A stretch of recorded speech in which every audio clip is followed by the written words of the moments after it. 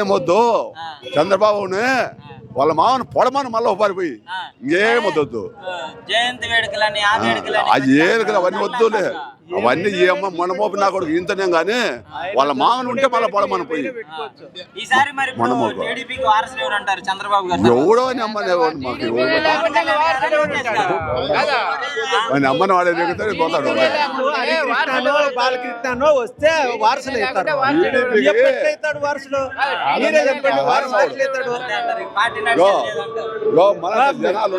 Party పెట్టుకోవచ్చు, నేను కూడా పెట్టుకోవచ్చు party.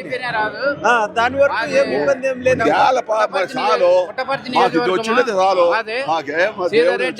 MLA sir Jagan CM కావాలా, సీతారెడ్డి సార్ ఎమ్మెల్యే కావాలా, లేదు ఇంకా. ఎందుకు లేదంటవా?